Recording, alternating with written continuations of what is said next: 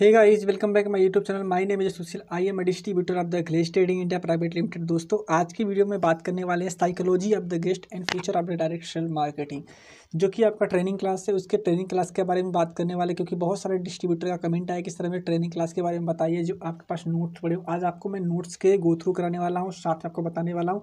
अगर आप इसको नोट डाउन करना चाहते हैं, वीडियो को पॉज करके आप नोट डाउन भी कर सकते हैं और देख सकते हैं कि आपको साइकोलॉजी क्लास में क्या क्या चीज़ें देखने को मिलती है, कैसे कैसे इसको एक्सप्लेन करना था, सारी चीज़ों के बारे में डिटेल में बात करने वाले हैं। चलिए शुरू करते हैं वीडियो को।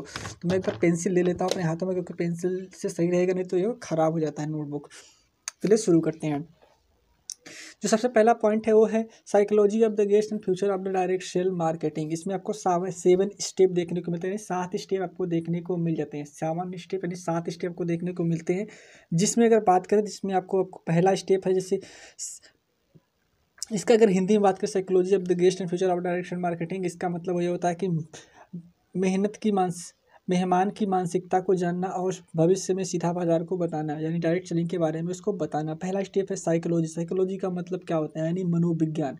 मतलब लोगों के मन में चल रही सही या तो गलत अवधारणा को जानना ही आपका साइकोलॉजी कहलाता है। अगर किसी के मन में या तो निगेटिव बात चल रही है तो पॉजिटिव बात चल रही है, उसको अगर आप जान जाते हो तो इसे ही साइकोलॉजी बात कहते हैं, साइकोलॉजी कहते हैं। यानी कि सकारात्मक सोच और नकारात्मक सोच, ये 2 प्रकार की होती है।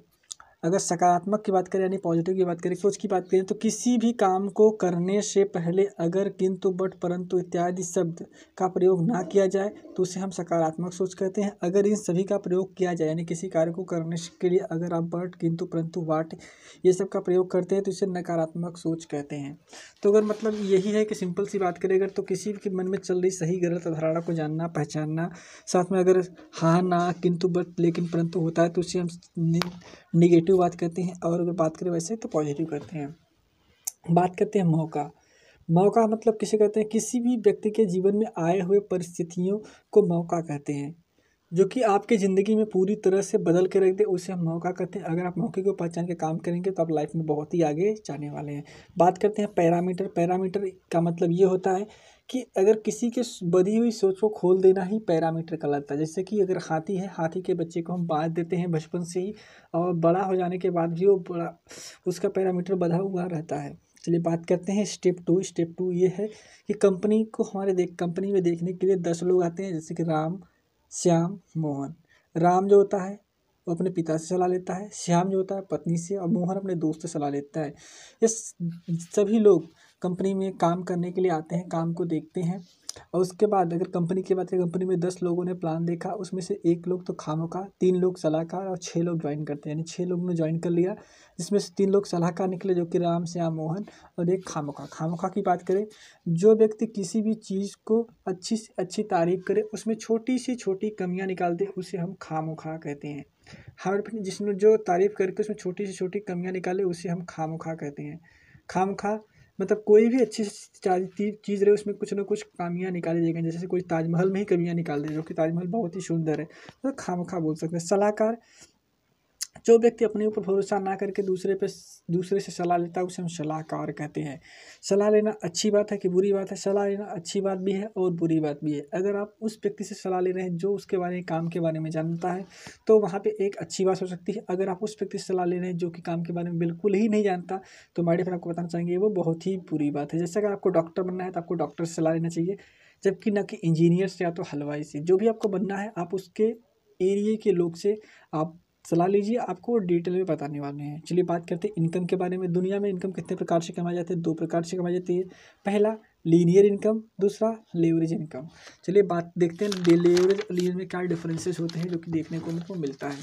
डिफरेंस की बात करें तो जैसे लीनियर के में जो लोग जॉब करते हैं वो लीनियर इनकम करते हैं। हर हर महीने चेक आपको देखने को मिलता है, जैसे कि 1+1 2, 2+2 3, 4, 3+3 6, 4+4 8।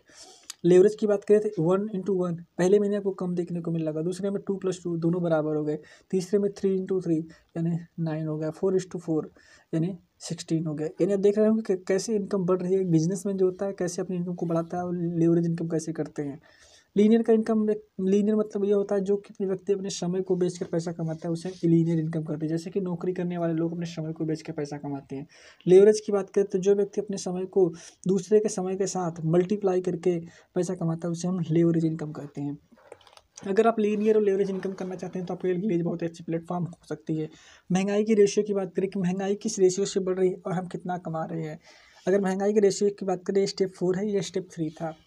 इस महंगाई का रेशियो में 1920 में अगर कोई 1 रुपये भी कमाता था तो उसे बहुत अमीर कहा जाता था, वो बहुत ही अच्छी लाइफ स्टाइल जीता था। 40 की बात करें 1920 तो 10 रुपये हो गया। 60 की बात करें तो वही 100 रुपये हो गया। 80 की बात करें जो 1,00,000 रुपये कमाता था वो भी बहुत इन अमीरों में गिनती होती थी। लेकिन सन 2000 में जिसके पास 10,000 रुपये महीने का कमाता था उसकी गिनती बहुत ही अमीरों में हुआ करती थी। लेकिन 2020 में ये इनकम बढ़ के 1 लाख हो गई है। अगर आप 2020 क्या, अभी तो 2022 चल रहा है, अगर आप 2022 में 1 लाख भी रुपये नहीं कमा पा रहे, सोचो आपकी इनकम कितनी कम है और आप इस महंगाई की रेशो से कितना आप पीछे चल रहे हैं। अगर वैसे अब आने वाले समय 2040 हो जाएगा, 2040 में आपको ये इनकम 1 लाख से बढ़ के 10 लाख हो जाएगा और आप सोचिए आपकी इनकम कितनी इस समय है। तो इसलिए आपकी इन महंगाई के हिसाब से आपकी इनकम भी होना बहुत ज़रूरी है। आपकी ज़रूरत की चीज़ें भी आपको नहीं मिलेंगी।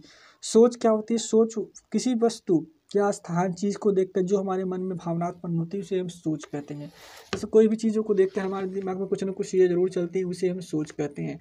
बात करें कंपनी में काम करने के सबसे बड़े 5 फ़ायदे आपको देखने को मिलते हैं। क्या क्या फ़ायदे मिलते हैं? सबसे पहला है टाइम फ्रीडम। टाइम फ्रीडम मतलब समय की आज़ादी। मनी फ्रीडम मनी पैसे की आज़ादी। सोशल सिक्योरिटी मतलब सामाजिक सुरक्षा। नॉमिनी मतलब उत्तराधिकारी। रॉयल्टी रॉयल्टी मतलब आपको काम करो चाहे ना करो आपको पैसे मिलते ही रहेंगे। रॉयल्टी जैसे किसको मिलती है? साइंटिस्ट को मिलती है, सिंगर को मिलती है और राइटर को मिलते हैं। वैसे आपको भी मिलने वाली है रॉयल्टी। सोचो, अब जो सिंगर, साइंटिस्ट, राइटर को मिलता है वो आपको भी मिलने वाली है, तो सोचो कितनी अच्छी चीज़ है। तो आपको यहाँ से ये चीज़ें भी मिल जाती हैं। मार्केटिंग दो प्रकार की होती है। डायरेक्ट मार्केटिंग, एक ट्रेडिशनल मार्केटिंग।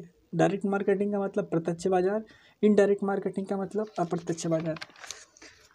चलिए देखते हैं प्रत्यक्ष बाजार क्या होता है और अप्रत्यक्ष बाजार क्या होता है, यानी परंपरागत बाजार क्या होता है। प्रत्यक्ष बाजार का मतलब ये होता है डायरेक्ट सेलिंग, यानी कंपनी से सीधा माल कस्टमर के पास पहुँचे, उसे हम बोलते हैं प्रत्यक्ष बाजार।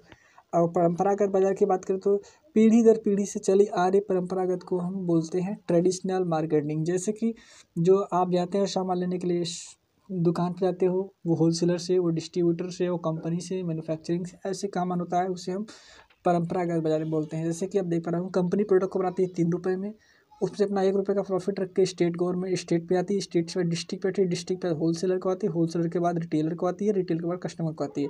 वाकई में 3 रुपये का सामान बनते बनते हमारे पास आते आते 10 रुपये का हो जाता है। तो आप समझ सकते हो कितना लॉस होता है। यानी कि 3 रुपये का सामान 10 रुपये में हमको मिल रहा है। अगर यही सामान अगर हमको कंपनी से डायरेक्ट मिलता है तो हमको शायद 3 रुपये 4 रुपये में ही मिल जाता है और हमारा 6 रुपये बच जाता है। तो यही होता है अगर आप प्रथम ट्रेडिशनल मार्केट में करते हो। अगर आप ये डायरेक्ट मार्केटिंग में थे तो आपको 4 रुपये में ही देखने को साथ मिल जाता है।